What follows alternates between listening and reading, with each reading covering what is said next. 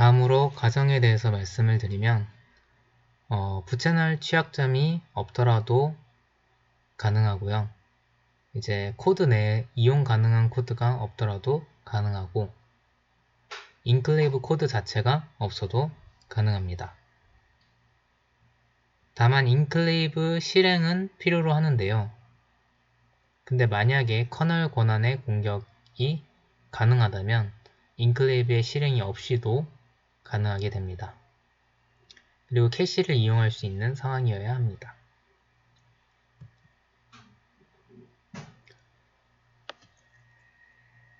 먼저 사용자 권한의 경우에는 캐시에 비밀이 올라오고 인클레이브 실행 시 비밀을 가져오게 됩니다. 커널 권한의 경우에는 페이징 명령을 활용해서 데이터를 가져오고 인클레이브 실행을 필요로 하지 않습니다. 그리고 전체 메모리를 가져올 수 있습니다. 따라서 권한에 따라서 더 많은 데이터를 가져올 수도 있게 됩니다. 그리고 아까 말씀드린 무결성 훼손하는 부분인데요. 키 추출이 가능합니다. 실링키나 리포트 키를 추출이 가능한데 실링키를 만약에 추출하게 되면 실링된 데이터, 그러니까 암호화된 데이터들이 이제 복호화될 수 있고 수정된 다음에 다시 암호화될 수 있기 때문에 그런 데이터들의 기밀성과 무결성이 훼손되기 때문에 무결성을 훼손한다고 볼 수 있고요. 리포트 키의 경우에는 어테스테이션 과정에 쓰이는데요. 이제 이것들을 복제할 수 있게 되기 때문에 잘못된 인클레이브가 이제 데이터를 안전하게 받아가지고 악용할 수 있습니다. 그렇기 때문에 잘못된 인클레이브가 생성된 것을 정상 인클레이브에게 알릴 수 있기 때문에 무결성이 훼손된다고 볼 수 있습니다. 이제 명령어 파이프라인에 대해서 살펴봐야 되겠는데요. CPU는 복잡한 명령어 집합에서 이제 각 명령어들을 디코딩하여 더 작은 명령어로 쪼개게 됩니다. 이를 마이크로 연산이라고 하겠습니다. 작은 명령어로 잘게 쪼개게 되면은 프로세서를 효율적으로 설계할 수 있고요. 결함 발생 시 수정이 가능하게 됩니다. 모듈화가 잘 되어 있기 때문에. 그리고 슈퍼 스칼라 프로세서 최적화 기법을 사용 가능한데요. 이제 한 사이클 내에 여러 개의 연산을 수행하는 것을 말합니다.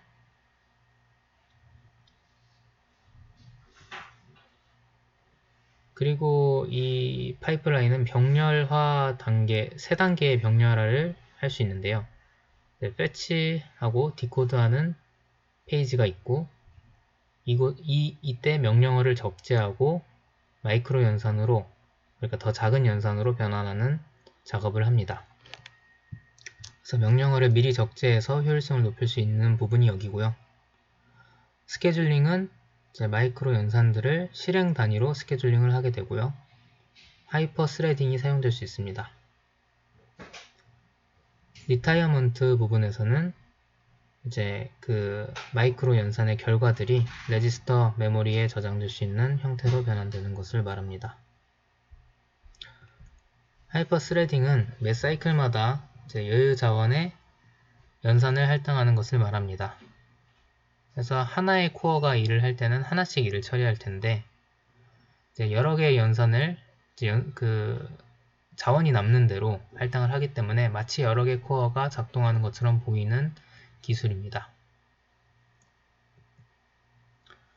Out of order speculative execution에 대해서 조금 더 자세히 설명을 드리면 out of order라고 하면은 아까도 설명드렸지만 비순차적 실행을 얘기하고요. speculative execution은 예측 실행을 의미합니다. 마이크로 연산, 아까 짧게 쪼개진 연산을 순차적으로 실행하는 것이 아니라 자원이 허용하는 대로 실행하는 것을 out of order 실행이라고 합니다. 그리고 다음에 실행될 연산을 예측하고요.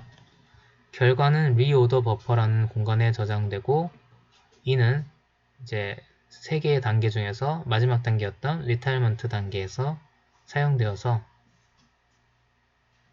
사용되게 됩니다. 예측된 결과가 저장되는 공간이었죠. 그리고 예측에 실패할 경우에는 폐기하고 다시 실행하게 됩니다. 인텔 프로세서의 캐시 구성을 보겠습니다. 아까 사전 지식에서 설명한 캐시는 일반적인 프로세서들이 가진 구조였고, 이제 인텔 프로세서가 더 특별하게, 더 구체적으로 어떤 구조를 가지고 있는지 알아야 공격을 이용할 수 있기 때문에 알아보겠습니다. L1, L2 캐시가 있고요. 이 두 캐시는 이제 공유를 하지 않지만 하이퍼 스레딩의 경우에는 하나의 코어를 가지고 여러 스레드가 이용하는 거기 때문에 하이퍼 스레딩에서는 공유가 가능합니다. L3 캐시의 경우에는 물리적 코어 간 공유만 가능한 것이니까 이제 뭐 코어가 4개 있다고 치면은 그 4개가 각각이 사용하는 캐시는 L1, L2가 있고 함께 사용하는 캐시가 L3가 있다고 보시면 되겠습니다. 캐시 구성 단위를 캐시 라인이라고 하고요. 64바이트로 이루어져 있습니다.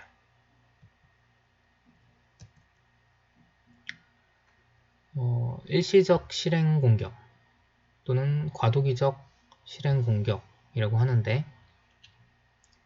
일시적으로 어떤 특정 연산을 수행할 수 있기 때문에 이름을 그렇게 붙이지 않았나 싶습니다. 마이크로 연산이 예측되어 실행이 되고 이후에 사라지는 과정에서 의도치 않게 CPU 내부 상태를 변환하게 됩니다. 이 경우에는 캐시를 변환하게 되는데요. 이러한 관계를 이용한 공격이 이제 Transient Execution Attack입니다. 아까 예측 실행 공격과도 이제 같은 범주에 있다고도 볼 수 있을 것 같습니다. 대표적인 공격이 스펙터와 멜트다운이 있는 것이고요. 포어섀도우도 이제 비슷한 방법인데 대상이 인클레이브였죠. 그래서 세 가지가 있는데 캐시에 옮겨진 인클레이브 데이터를 읽는 게 일단 주요하고요. 그리고 두 번째는 공격을 최적화, 많은 데이터를 읽어오기 위한 방법, 그리고 어떻게 하면 성공률을 높일지 이런 것들에 대한 기법이 있고요. L1 캐시에 인클레이브를 옮기는 방법이 있습니다.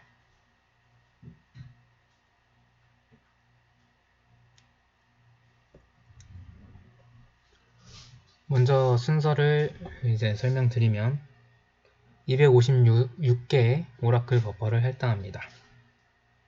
그리고 인클레이브를 실행합니다.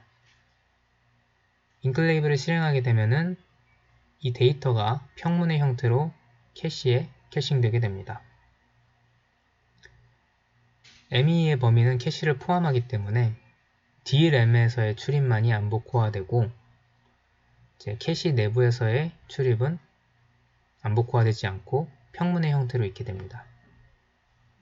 이를 통해서 Transient Execution 공격에 이용할 수 있는 것이 됩니다. 왜냐하면 암호화가 되어 있으면 이용을 못할 텐데 이제 암호화가 되지 않기 때문에 이용이 가능하고요.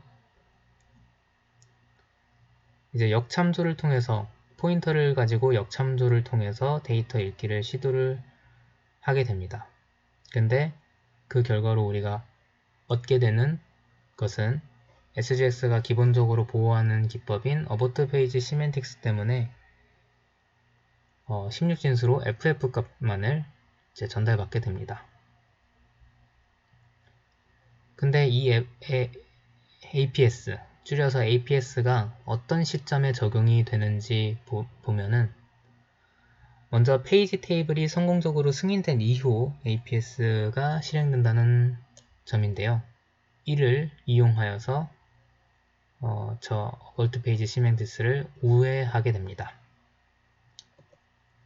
먼저 이거를 이해하려면 페이지 테이블을 알아야 할 것 같은데 페이지 테이블은 페이지 기본 주소 그리고 플래그 비트로 구성된 물리주소 매핑 테이블입니다.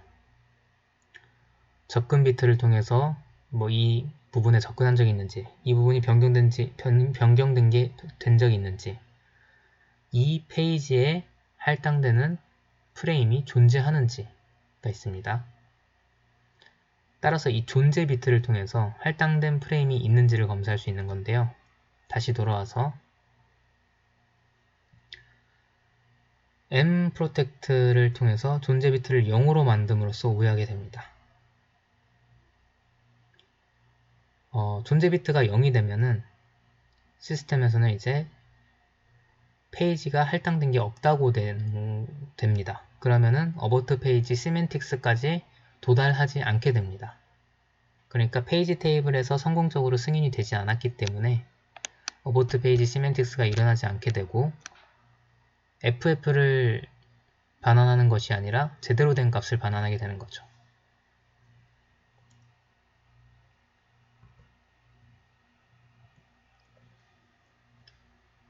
인클레이브 엔드 진입과 이제 진입했을 때 그리고 나올 때 TLB 내용을 비우게 되는데요. 오랜 시간이 걸리게 됩니다.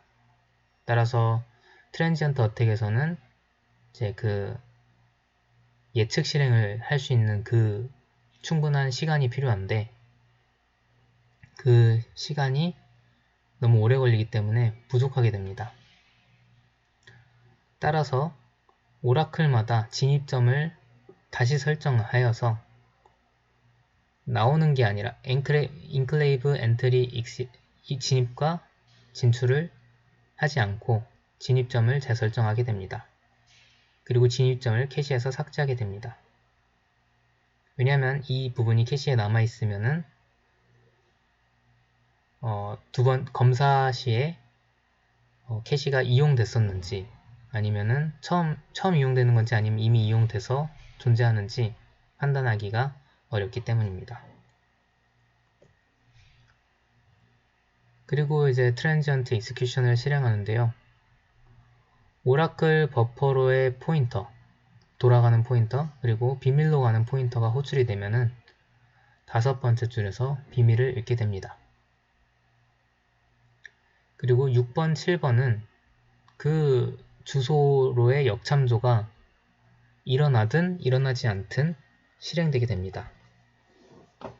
그러니까 아까 전에 페이지 폴트 시멘틱스를 피하기 위해서 그 없는 페이지로 만들었잖아요. 그러면은 이제 실제로 계산을 했을 때는 없는 페이지로 나올 것인데 그것 때문에 이제 FF를 반환하는 그것은 우회할 수 있고요. 그리고 대신에 이 지점까지 실제로 도달했을 때 페이지는 없다고 나옵니다. 따라서 이제 그 내용은 폐기되게 되지만 이제 맞다고 예측 실행이 진행되기 때문에 6번, 7번이 이 out of order execution에 의해서 실행되게 됩니다. 그리고 페이지 폴트가 발생을 할 것이고요. 왜냐하면 페이지가 없다고 해놨으니까. 그리고 그러면 예외 핸들러가 발생이 될 것입니다. 이때 이제 캐시를 리로드해서 각 슬롯의 접근 시간을 측정하게 됩니다. 만약에 캐시 히트가 일어날 경우 접근 시간이 매우 빠를 것이고 그 부분이 이제 비밀 데이터가 있는 부분이 되겠습니다. 푸어섀도우 예제 코드 실행을 해보았는데 이제 조건은 SGX 지원 프로세서여야 하고 이제 커널이 있어야 되고요. 그리고 지원하는 이 모델이 다음과 같습니다. 그리고 실행을 해봤는데 이제 사실 실행에는 실패했습니다. 보시면 코드를 돌아가는데 생기는 문제는 다 해결을 하고 코드를 실행시키는 데까지는 됐는데요. 이제 동적 실행 런타임 에러가 발생했습니다. 에런 캐시로부터 비밀을 추출하는 과정에서 런타임 오류가 발생하게 됐는데 이 경우에는 코드에 문제가 있거나 뭐 이런 경우는 아닌 것 같고 어떤 커널 OS 수준에서의 그 패치나 뭐 이런 것들이 이루어진 것 같습니다. 그래서 보면은 i5 6200U를 지원한다고 하는데 그거보다 높은 버전이더라고요. 그리고 포어 섀도우 공격이 나온 그 시점이랑 비교를 해보니까 얼추 비슷하고 해서 코어가 너무 좀 높은 버전이라서 되지 않는 걸 수도 있겠다 싶었습니다. 이상입니다.